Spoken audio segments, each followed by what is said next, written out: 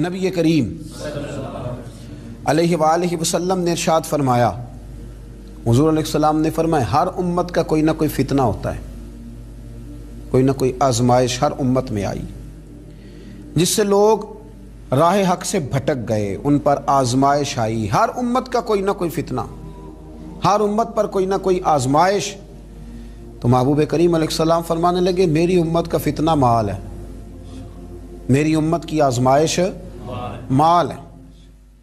ان کے اندر مال آیا ہے، فتنہ آیا۔ حضرت عمر فاروق رضی اللہ تعالیٰ عنہ کا زمانہ مبارکہ تھا تو مال بہت زیادہ آیا تھا۔ حضرت عمر کے زمانے میں اللہ نے دولت بہت زیادہ عطا کی، چونکہ بہت سارے علاقے فتح ہونے لگے تو مال غنیمت ڈھیروں آنے لگا۔ حضرت عبد الرحمن ابن عوف رضی اللہ تعالیٰ عنہ فرماتے ہیں کہ جب بحرین سے مال آیا تو اتنا مال آیا، اتنا مال آیا، حضرت ابو عبیدہ بن جراح رضی اللہ تعالیٰ عنہ لے کے آئے، اتنی دولت آئی، مسجد نبوی شریف صلی اللہ علیہ وسلم میں مال کا ڈھیر لگا تو جو اونچے قد والے تھے نا وہ بھی مال کے پیچھے چھپ گئے۔ اتنا بڑا ڈھیر تھا کہ جن کا قد اونچا تھا، دراز قد تھے، وہ مال کے پیچھے چھپے ہوئے تھے۔ تو فرماتے ہیں کہ صبح صبح کچھ لوگ جلدی آ گئے نماز کے وقت میں، پتہ تھا کہ رات سے مال غنیمت آ گیا اور نماز ختم ہو گئی تو جا ہی نہیں رہے، ابھی بیٹھے ہیں۔ تو حضرت عمر رو پڑے، جناب فاروق اعظم روئے، اللہ اکبر، درد سا پیدا ہو گیا۔ حضور آپ رو کیوں رہے ہیں؟ فرمایا تم اس لیے رکے ہوئے ہو کہ مال آیا ہے؟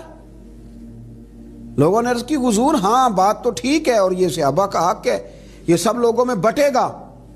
تو حضرت عمر فاروق رضی اللہ تعالیٰ عنہ سے کہا جناب آپ شکر ادا کریں، آپ رو رہے ہیں۔ فرمایا تمہیں نہیں نہ پتا، میں نے اپنے نبی پاک سے سنا ہے علیہ السلام، حضور نے فرمایا میری امت کا فتنہ مال ہے، جہاں مال آتا ہے وہاں عداوت بھی آتی ہے، جہاں مال آتا ہے وہاں تلخیاں بھی آتی ہیں، جہاں مال آتا ہے وہاں لالچ بھی آتا ہے، جہاں مال آتا ہے تو وہاں پھر لوگ ایک دوسرے سے بٹورنا بھی چاہتے ہیں۔ جب تک جیبوں میں مال نہیں نہ ہوتا تو جو بھی پیار کرتا ہے ذات سے کرتا ہے، اور جب جیب میں مال آتا ہے تو پھر زیادہ تر لوگ جیب سے پیار کرتے ہیں۔ یہ امیروں کا کہنا تو ہوتا ہے کہ لوگ بڑا چاہتے ہیں جی بڑی اللہ کی عزت ہے، تو میں کہا کرتا ہوں ذرا دولت الگ کرنا، پھر اپنی حیثیت کا تعین کر کے تیری کتنی عزت ہے۔ یہ دولت کا لیبل ہے نا، اس کو ذرا اتار، خود پتہ چل جائے گا تیرے پاس کیا ہے۔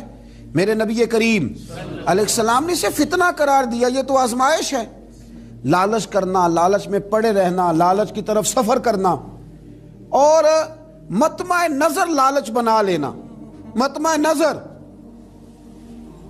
ایک بہت بڑے دولت مند کا میں ایک دفعہ اس کا انٹرویو اخبار میں چھپا تو میں دیکھ رہا تھا، تو کسی نے اس سے پوچھا کہ دولت کیسے کمائی؟ تو کہنے لگا جی میں نے 10 لاکھ والا کام بھی نہیں چھوڑا اور 10 روپے والا بھی نہیں چھوڑا، سارے کام کیے، بس کوشش کی کہ جہاں سے آ جائے اسے حاصل کر لینا چاہیے۔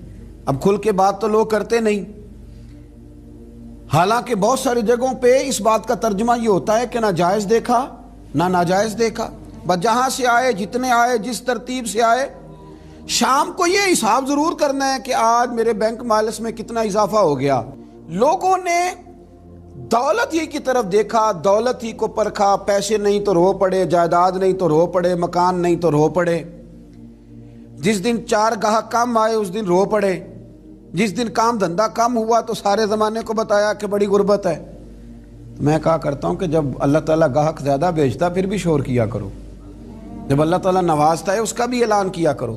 میرے بھائی، حضرت عیسیٰ علیہ السلام کا ایک فرمان بڑا ہی شاندار ہے، اس عنوان پر اگر ہماری سمجھ میں آئے تو ہماری طبیعت ٹھنڈی کر دے گا۔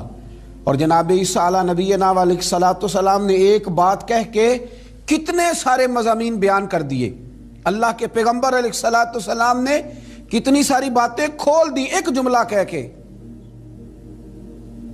جناب عیسیٰ علیہ الصلوۃ والسلام فرمانے لگے دنیا کو اپنا آقا نہ بنانا، دنیا کی دولت کو اپنا آقا نہ بنانا، ورنہ یہ تمہیں اپنا غلام بنا لے گی۔ اسے اپنا آقا نہ بنانا ورنہ یہ تمہیں اپنا غلام۔ جنہوں نے دولت کو آقا بنایا اس نے پھر ان کو اپنا غلام بنا لیا، پھر بیچارے کروڑوں پتی ہیں پر سو نہیں پاتے ساری رات، اربوں روپیہ پاس ہے پر نیند سکون کی میسر نہیں آتی، چونکہ دولت آقا ہے نا، تو یہ وہ آقا ہے جو قابو آتا نہیں۔ یہ وہ آقا ہے جس سے دل بھرتا نہیں، یہ وہ والا آقا ہے جس سے لوگوں کی طبیعت سیر ہوتی نہیں، ایک کے بعد دو، دو کے بعد تین، تین کے بعد چار، چار کے بعد پانچ، یہ وہ والا پیالہ ہے جو کبھی پر ہو سکتا نہیں۔ محمود غزنوی رحمت اللہ تعالی علیہ نا خیرات بانٹا کرتے تھے، آپ کو پتہ ہے بادشاہ لوگ ہوتے تھے، دولت تقسیم کرتے تھے، تو محمود ایک دن باہر نکلے، سیر کے لیے جا رہے تھے بادشاہ سلامت، تو باہر نکلے تو کہا جتنے فقیر ہیں نا سب کو بلا لو، آج میرا دل ہے میں نکلتا جاؤں اور خیرات بانٹتا جاؤں، نکلتا جاؤں اور خیرات تقسیم کرتا جاؤں۔ محمود نے اعلان کیا تو بعض اوقات انسان کچھ بات کرتا ہے تو اس کے لفظوں میں نا تھوڑا کر و فر نظر آتا ہے، تھوڑا تکبر نظر آتا ہے، تھوڑا غرور نظر آتا ہے۔ ایک درویش بھی وہاں سے گزر رہے تھے، انہوں نے بھی بادشاہ کا یہ جملہ سنا، انہوں نے بھی بادشاہ کا یہ جملہ سنا، اس طرف توجہ فرمائی کہ لو جی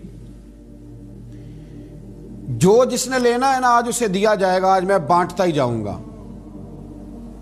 وہ بزرگ بھی آ گئے، کاسا لکڑی کا پیالہ ہاتھ میں پکڑا ہے، وہ بھی تشریف لائے، اور محمود غزنوی جب بانٹ رہے تھے تو انہوں نے بھی اپنا پیالہ آگے کر دیا، انہوں نے بھی کچھ لینے کے لیے پیالہ آگے بڑھایا، تو محمود غزنوی نے اپنی جیب سے چند سکے نکالے، چند اشرفیاں نکالیں، اور جب بابا جی کے پیالے میں ڈالیں تو آواز تو آئی کھٹکنے کی، لکڑی کے پیالے سے جب چاندی کے سکے ٹکرائے تو آواز تو پیدا ہوئی، لیکن بزرگوں نے پیالہ پھر آگے کیا، کہنے لگے اس میں تو کچھ بھی نہیں، تھوڑا اور ڈال دو۔ محمود کہتا ہے میں نظر ڈال کے دیکھا تو پیالہ تو واقعی خالی تھا، بادشاہ تھا، کہہ چکا تھا کہ آج بانٹنا ہے، جو کوئی مانگے گا اسے دینا، پھر جیب میں آ ڈالا۔ یہ انا کا بت بھی بڑی مشکل سے ٹوٹتا ہے نا، یہ بڑا پکا ہوتا ہے، یہ نہیں ٹوٹتا۔ دوبارہ پیالہ ڈالا تو پھر چیزیں کھٹکنے کی، بجنے کی آواز تو آئی، لیکن بزرگ کہنے لگے کہ تو نے تو کچھ بھی نہیں دیا۔ پھر پیالہ آگے کیا تو محمود نے جھوک کے دیکھا تو پیالہ پھر خالی تھا، اس نے پھر کچھ ڈالا، پھر دیکھا تو خالی، پھر ڈالا، بجنے کی آواز آئی، پھر خالی۔ اب بادشاہ تھا، ہارنے کا نام ہی نہیں لے رہا، یہ شکست کھانا ہی نہیں چاہتا، اس نے تھیلے منگا لیے، بوریاں منگا لی پیسوں کی بھری ہوئی، ڈالتا جا رہا ہے، بجنے کی آواز آتی ہے۔ محمود تھک گیا، کہنے لگا بابا اس کے نیچے کون سا سوراخ بنایا ہوا ہے، کیا ہے اس کے نیچے، جو سمجھ میں نہیں آ رہا کیا ہے۔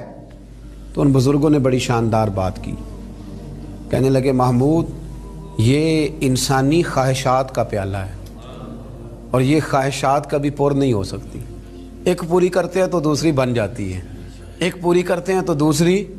حضرت مولا علی شیر خدا رضی اللہ تعالیٰ عنہ فرمایا کرتے تھے نفس کی خواہشیں ان بھیڑوں کی طرح ہیں جو کبھی قابو میں نہیں آتی، ادھر سے گھیر کے لاؤ تو ادھر والی نکل جاتی ہیں، ادھر سے گھیر کے لاؤ تو ادھر والی نکل جاتی ہیں، دونوں کو سمیٹو تو سامنے والی گائے۔ یہ خواہشات ہیں، یہ کبھی پوری یہ نہیں پوری ہوتی میاں۔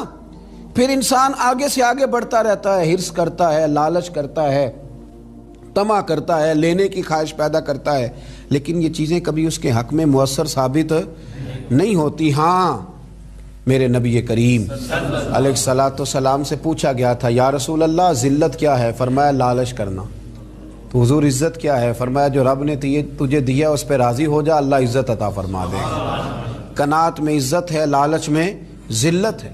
تو حرص کرنا، ہوس کرنا، مال کے پیچھے بھاگنا، لوگ تعلیم حاصل کرتے ہیں تو مال کمانے کے لیے، ہنر سیکھتے ہیں تو مال کمانے کے لیے، کسی استاد کے پاس جاتے ہیں تو مال کمانے کا طریقہ سیکھنے کے لیے، کسی سے یارانہ لگاتے ہیں تو کہتے ہیں ذرا دیکھو تو صحیح یہ آگے کیسے گیا ہے۔ جب مطمع نظر ہی مال ہو، جب توجہ ہی ساری مال کی طرف ہو، جب دولت ہی ہر چیز کا لوگ حاصل سمجھ لیں اور مقصود اور مدعائی دولت کو بنا لیں، تو پھر انسانوں میں کمزوریاں پیدا ہوتی ہیں، روحانی قوتیں ختم ہوتی ہیں، پھر انسانوں کے اندر شوق، ذوق اور وہ ساری چیزیں کمزور پڑتی ہیں۔ میرے نبی